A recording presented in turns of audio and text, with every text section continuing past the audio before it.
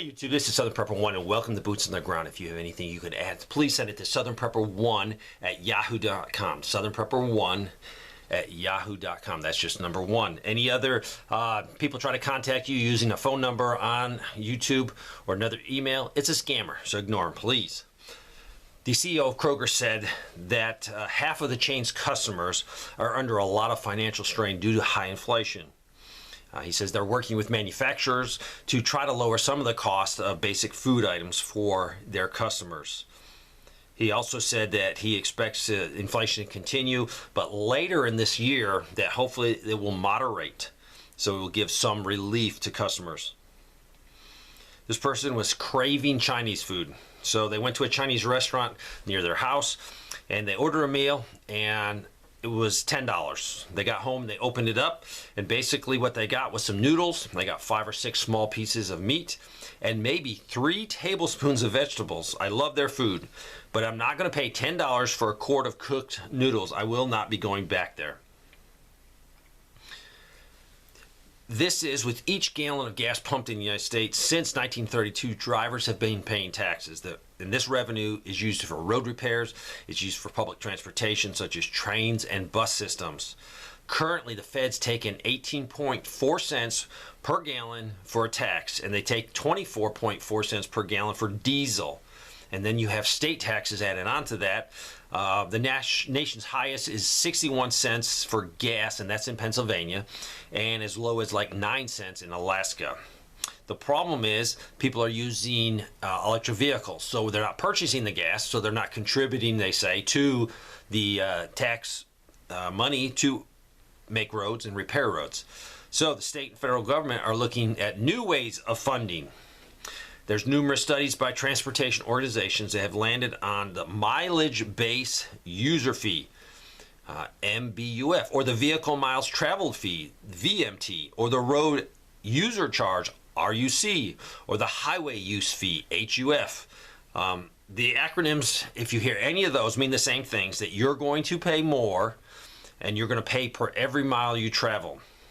So if they can figure out how many miles you travel, they can probably figure out where you're going from A to B. And to me, yes, it's taxation, but it's also a huge privacy problem. The government will know where you go at all times. Goldman Sachs has announced that they're expecting to cut about 3,200 jobs starting on Wednesday because they are bracing for tough economic conditions, including recession in many key markets. They'll be cutting about 6.5% of its workforce, and they have about 49,000 people employed. So they are expecting economic downturn, and that's why they're cutting to stay profitable. This is from Southeast Michigan. Well, the egg shortage has finally happened in my neck of the woods. What little bit is available is too pricey for me. A dozen organic free-range eggs are $11. No thanks. Produce has come down a bit, which is good though. They also said, I've learned there's a veggie mobile that visits several locations all over the county. They offer fresh produce at a much lower price than grocery stores. Also, there's a food truck that comes once a month with boxes of free food. I picked up a box for myself and also some for a few of my neighbors who are in need. It was a good feeling to leave the food on the people's porches and drive away without being seen. I'm so grateful for the people that organized this food drive and for the volunteers who stood out in the cold to load our cars. What a blessing. There are many helpful resources available if you know where to look. Don't be too proud to seek help when you need it. Accept it with the same grace that it was given to you in. This is Eastern Texas. All food prices and items are steadily rising. Although shortages have been mostly limited to the economy brands, and a lot of varieties is very limited. All consumer goods have become much more expensive. My electrical supplier of 30 plus years just gave me a new contract with increased kilowatt costs of 50%. Thank you for what I'm doing here and who contributes. And I will echo that, who contributes. Everyone that sends something in, you are helping a lot of people figure out what's going on in this crazy world. So thank you for sending stuff in. This is the chemical plant fire and potential impact on supply chain distribution. This warning is coming right from the EPA. This was the large fire that broke out the chemical company I think it was in LaSalle, Illinois, and this happened on Wednesday, January 11th. Multiple structures in their complex had been on fire, totally damaged, totally destroyed. So the EPA is looking into they're looking into the cause of it. I have not heard what caused this, but it's being investigation. But the EPA is concerned because this plant is the largest and potentially only domestic producer of certain chemicals that is used in water and wastewater systems. They say this is going to make an immediate dent in these companies that take care of water. They issued warnings to the companies to start seeking alternative sources for these chemicals. So, we take clean water for granted. Hopefully they can find additional sources and fix this problem.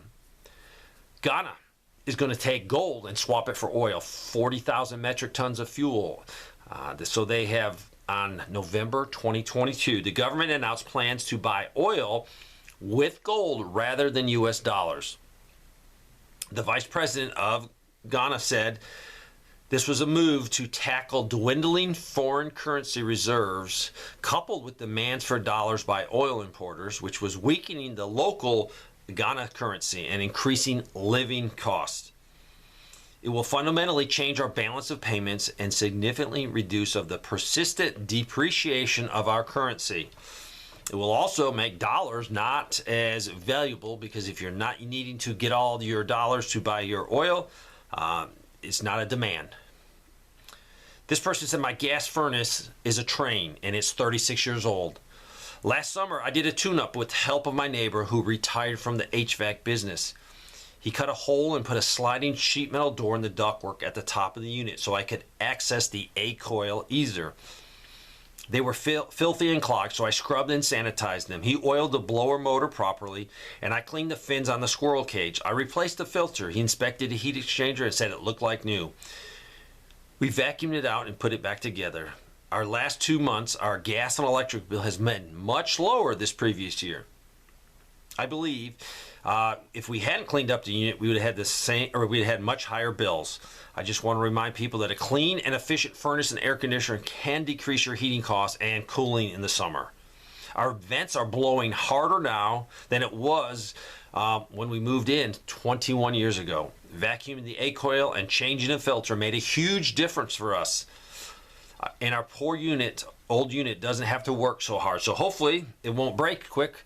So yes, change your filters. Do whatever you can on maintenance side of any piece of equipment you have to make it last longer, run more efficient, and cost you less. Today, I was at my local automotive dealer getting my pickup serviced and inspected. The service manager was telling me about the constant problems they are getting where they can't get the OEM parts.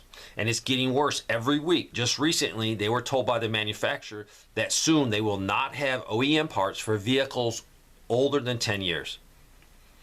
Aftermarket parts may be available in some instances, but will just be as difficult to get. The amount of vehicles in the back lot of the dealership waiting for parts was staggering. Just a heads up for people driving older vehicles, not good news at all. This is in St. Louis. We seem to be in one of those areas that have avoided huge price increase and empty shelves. Last week, it finally began to change. Aldi's produce last week was like a treasure hunt, rotting produce, super tiny heads of lettuce. Had to really hunt for zucchini that wasn't cut or moldy. Eggs had gone from $1.39 a dozen to $4 a dozen in the past couple of months, and I'm almost positive they are smaller than before, more like medium than large eggs. Other stuff seems pretty well stocked, but higher prices. The savings grace at my Aldi's is the employees. Some have been at the store for over 20 years, and even the new ones are friendly and helpful. My wife is finally getting on board with prepping a little more each week or month. She's a natural at it. She just doesn't think anything bad is going to happen. The news is finally helping her see that times are changing very quickly and not for the better. I also just got an adapter hose for refilling the little propane canisters from the 20-pound barbecue tanks. The gasoline heyday is over, though. In about a 3-week period, it went from a low of $2.40 up to $3.19. Not bad compared with some other places, but a bummer. As China reopens their economy, We're going to see gas prices just going up because the demand for oil will increase, and which will put upward pressure on gasoline. And going into the summer, as more people drive, it will make it more expensive. The Gaffney Timke bearing plant will be closing in 6 to 9 months. The company plans to help employees relocate to other of their facilities. It's just heartbreaking after 25 years to relocate. There's a few other people that sent me things about that actually work at the plant. So I will dig those out and share those with you. This is from, I guess, the largest gas station or the largest gas chain in Texas. They have a lot of stuff from car wash stations to t-shirts. I recently visited 2 stations on my way to Denton. But they had very low supply of soda at the fountain drinks. I was shocked because during the pandemic, they still had soda. I stopped at another station in Madisonville, the same thing. So I wonder if it's because of the CO2 that is needed for the machines. Let me know what you think. It's been a good 2 or 3 weeks since I've heard any shortages of CO2, so maybe it's still hanging on. Hello, I live in Hawaii. We aren't new to higher prices. Everything is imported. We produce nothing, which means we have to rely on barges to get all of our supplies over to Hawaii. But things are truly getting out of hand now. It's almost a 100-mile trip one way for me to get to the big box stores like Costco and Walmart. So when we shop, it is a big haul. But shelves are increasingly empty, and what's on them is out of date. Vegetables are expensive, and more often, they're wilted and rotted. I have many animals and find feed, even as simple as cat food, impossible half of the time. When I can find, the prices are insane, and sometimes it has bugs in it.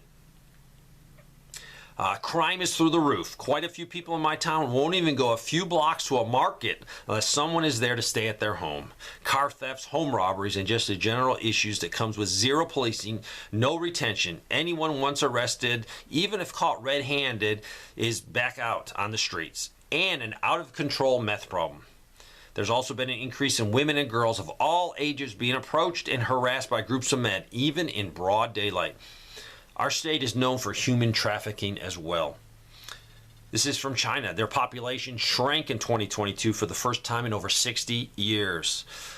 So this is going to cause them a demographic crisis. Some people say it's because the increased cost, people aren't going to have children, or it's because of their old policy of 1 child per family. So they were actually down to 1.411 billion, and they were down some 850,000. So about 1 million people from the previous year. This person said, I think it's Michigan. I've just received a notification. They will be charging us more for energy we use between the hours of 3 p.m. and 7 p.m. each day. So if you're going to use like washing machines, dryers, and anything like that, try not to do it between 3 p.m. and 7 p.m. Do it earlier. This is from Clarksville, Tennessee. They said they're under mandatory water restrictions, and they really didn't say why. I think it's more related to a maintenance problem. But they also said our sewer bill went up about doubled last month. I thought it might be part of the plan. I'm okay with repairs being done, but hopefully the bills don't just keep going up. Our country is facing a problem with all infrastructure, be it subways, be it roads, be it bridges, be it trains, be it sewers, be it anything. We have not put the necessary money into maintenance of these facilities. This is from Lancaster, Virginia. For a long time, my area here in Lancaster, Virginia has not seemed very affected by the shortages. This morning, the wife and I drove into Kilmanaki to just have a look around and maybe pick up some over-the-counter medication. I don't think we've been really paying attention that much in the past. Our plan was to go ahead and stock up. The local Walmart, no Excedrin pain medicine. Tylenol was available, but I wouldn't say there was lots on the shelves. And then there was other medicines that weren't available, or there was just generics available. I drove to CVS just to get a single 24-caplet bottle of Excedrin tension headache. So definitely a shortage of certain medicines, so stock up now, please. Also at the CVS in the shampoo section, there was only 2 bottles of various shampoos, and not all of the usual brands were on the shelf. It looks like products were spread out to make it appear that there was more on the shelf than there really was. I'm in my 60s. I'm very disturbed by the direction of our country has gone. I don't see how we're going to pull out of it. This is Upper Tennessee Walmart. Dozen eggs running $5.18 to $6.25. Also, they said their animal crackers in the large box was once under $2. Now it costs nearly $5. I noticed that too. Animal cookies, huge increase on that. This person say, I oversee a ministry in India and have a post office box here in central Kentucky that we use for the ministry. The rates have gone up and it is now $158 for the yearly rent of the small box. That rate will go up even more next year. I checked the rates at a small post office 5 miles away and it's only $58 for the rental of the same size box. The rates are set by each individual post office, so before you pay the rising rates, do shop around. We buy Bibles and food for the poor, and that price difference will buy more than 30 Bibles. So anything you buy, shop around. This person went to buy some things, and they weren't in stock, but they were supposed to be in stock. And they talked to one of the workers, and the worker said, people are stealing the things, so they don't go through the computer. They don't get, inventoried out when they get checked out, so they don't get ordered. So less things on the shelf because they're not being ordered because of shoplifters. Within the last 2 weeks, we bought eggs at our local Walmart, and this is Mississippi. Extra large, 18 count, $8. So that brings it to 44 cents each egg. Do we want to absorb the cost, or should we just change our egg eating habits? They also said I work for a company, consulting firm, and they work in the IT. This past week, we laid off about 3% of our colleagues because we had some major clients ended their contracts early. The folks who were laid off have very specific, specialized skill sets. So hopefully they'll be able to get new jobs. These are highly skilled folks with high incomes. Needless to say, it was a very sad week for our company. These jobs lost were spread across the whole United States, about 40 people total.